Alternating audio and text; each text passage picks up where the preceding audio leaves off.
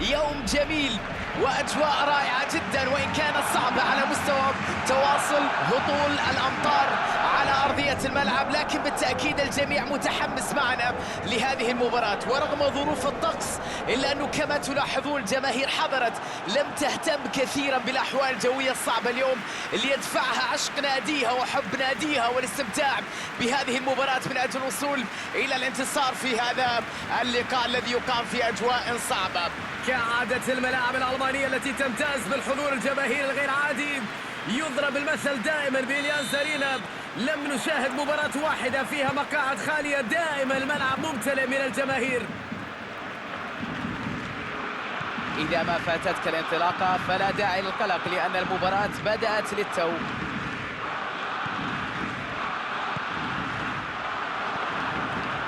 هيريرا، كوريا، سافيتش، خيمينيز، كرة طولية من الحارس،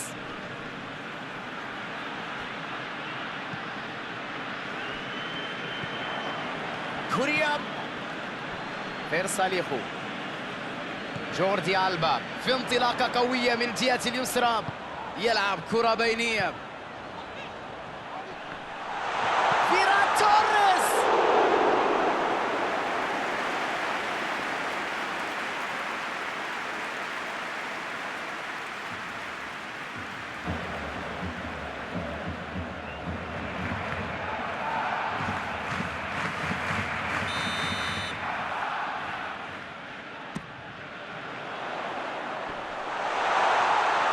يسدد الكرة،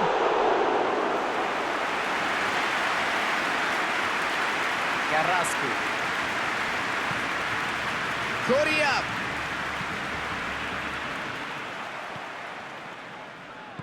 يحاول أن يلعب كرة بينية، يبعدونها، يستعيد الكرة سريعا، خيمينيز يبعد الكرة، خسر المواجهة أمام خصمه، أوباميانغ، لمسة بينية، فرصة، هدف لبرشلونة، إنهاء بشكل رائع في موقف 1-على-1.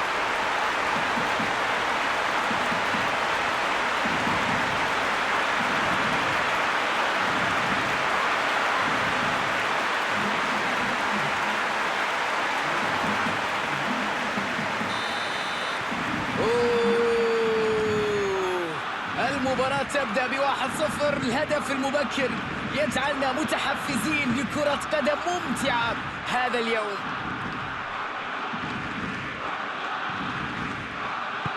وكرة ملعوبة إلى الأمام بسرعة، بضغط قوي تمكن من افتكاك الكرة، انطلاقة خطيرة، يلعب كرة طويلة، فيران توريس، لا تزال الكرة في المنطقة، ينجح في قطع الكرة ومنع الخطورة، كرة مقطوعة بامتياز. الهدف الوحيد في المباراة كان هو الحاسم للنتيجة. بيير أوباميانغ،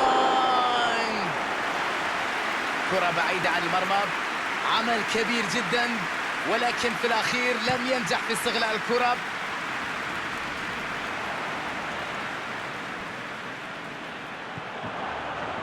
فيرساليخو، كوريا، كوريا ينطلق على الجهة اليمنى، هل ينجح المدافعين في إيقافه؟ يا سلام، تمريرة جميلة بذكاء،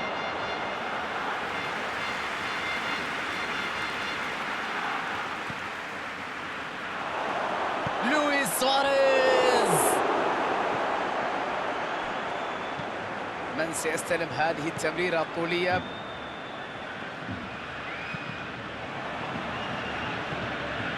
هيريرا، فيرساليخو، هيريرا، خيمينيز، سواريز سيحاول استلام الكرة، قد تكون هنالك شوية مساحة خالية. لويس سواريز، بينية إلى أنتوني غريزمان، كرة طويلة للأمام، يلعب الكرة إلى المنطقة.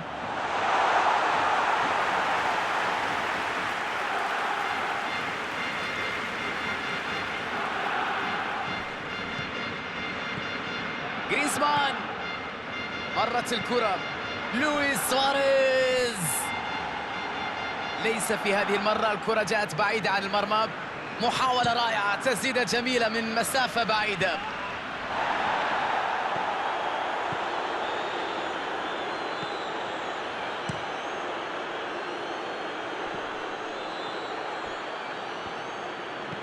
تلعب الكرة إلى الأمام، يلعب كرة طولية للمنطقة الأمامية. جريزمان يحاول الاستفادة من زميله في جانب الملعب. كوريا، هيريرا، جريزمان، كاراسكو، استقبال أنتوني جريزمان، يستعيدها داني ألفيس، يبحث عن المهاجم، فرصة هجوم معاكس، يلعب كرة على اليسار. الله، من أين لك هذا؟ من أين أتيت بكل هذا؟ وأجمل بيير أوباميانغ.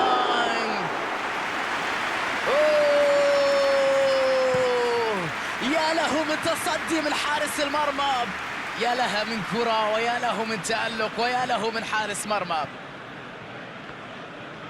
كرة طولية إلى الأمام، بوسكيتس، أوباميانغ، ضغط قوي وينجح في استعادتها، والحارس يلعبها بعيدا عن مرماه. مساعد الحكم يعلن عن حالة تسلل.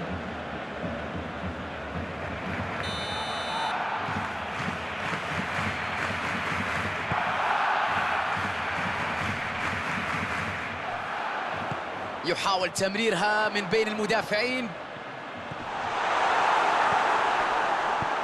نجحوا في تخليص كل الكرات. الحكم يعلن نهاية الشوط الأول. نتيجة أسعدت اللاعبين، بالتأكيد أيضا المشجعين. هل ينجحوا في المحافظة على هذه النتيجة؟ ركلة بداية الشوط الثاني أعزائي المشاهدين. هدف يحرك المياه الراكدة في هذه المباراة. الآن بعد هذا الهدف نترقب وإياكم إثارة كبيرة جدا في هذه المباراة.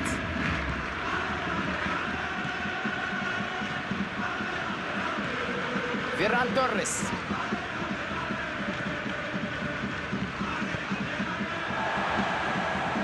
بيكي، داني ألفيس،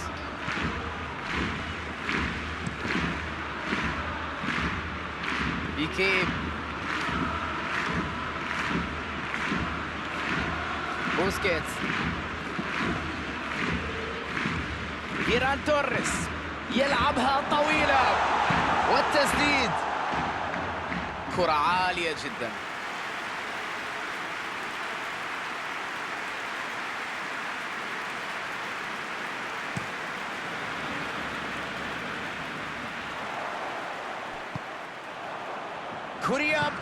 كوريا يبحث عن لاعب في المنطقة الأمامية.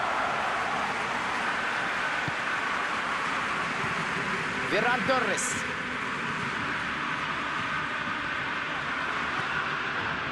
فيران توريس يحاول فك شفرة دفاع الفريق الخصم، يلعب كرة عرضية، دفاع ينجح في إبعاد الكرة عن منطقة الخطر. تغيير اتجاه اللعب على اليمين، اعتراف في وقت مثالي، أداء دفاعي كبير في مباراة اليوم.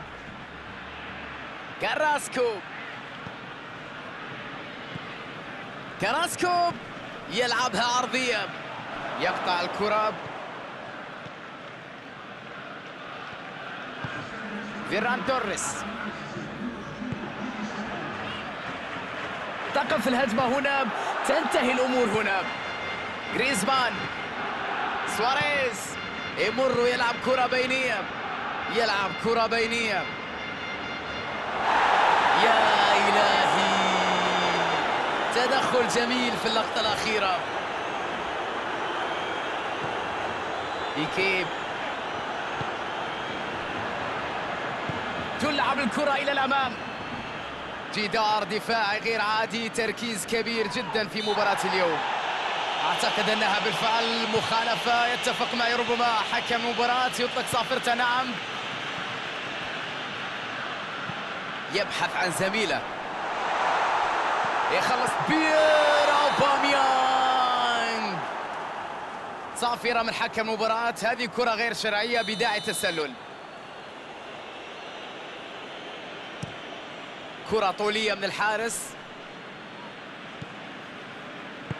يلعبها طولية، وصلت إلى فيران توريس، وتخرج الكرة إلى رمية جانبية.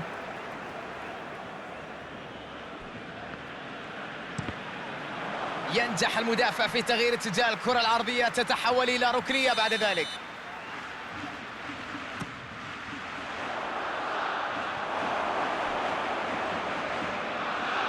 رمية جانبية، هيريرا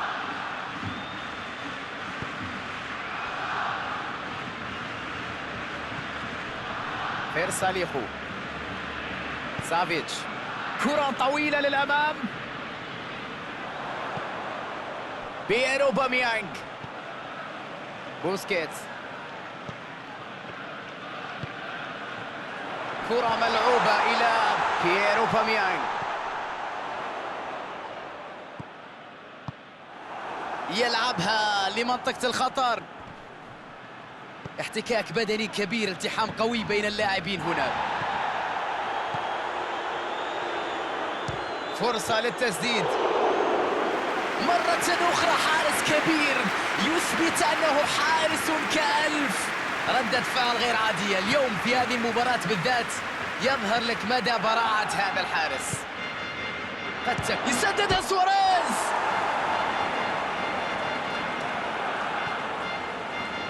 فيران توريس، كرة طويلة إلى الأمام،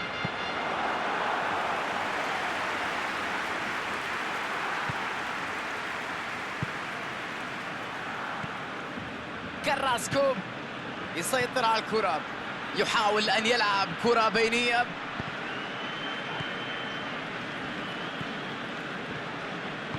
وكرة ملعوبة إلى الأمام بسرعة، كرة طولية في المساحة الخالية، يتدخل لينهي الهجمة قبل أن تشكل خطرا على فريقه.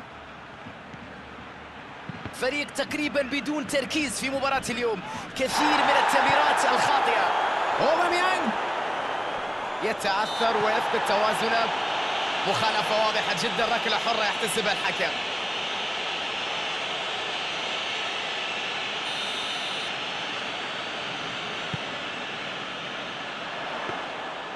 حارس متألق وينجح في الحصول على الكرة.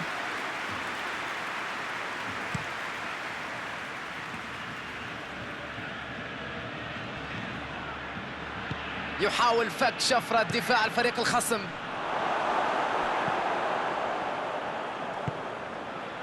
لويس سواريز، تصدي رائع جدا من الحارس، لقطة غير عادية وتصدي رائع من الحارس.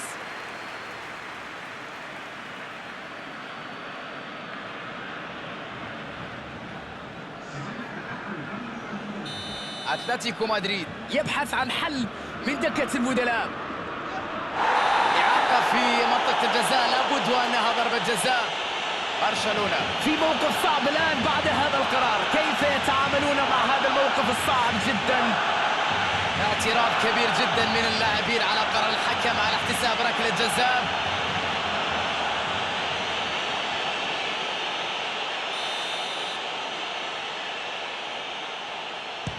يسجل التعادل ببراعة كبيرة، لعبها بغاية الهدوء، لعبة في منتهى القوة في منتصف المرمى، لكن الحارس لم يحافظ على مكانه.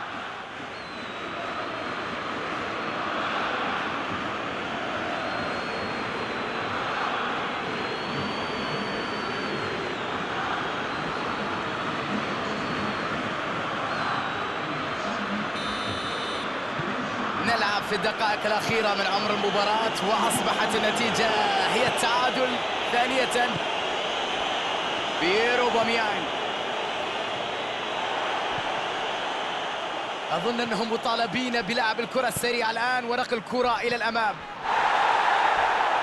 تدخل وحكم اللقاء يشير إلى وجود ركلة حرة. ربما كان يستحق البطاقة لكن الحكم اختار انذار شفهي للاعب.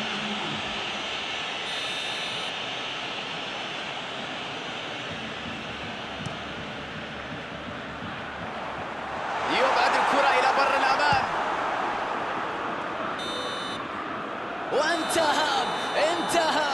انتهى المشوار. حالة من الرضا عند الفريقين، عند المدربين على هذا التعادل. شيء رائع أن نكون جزء من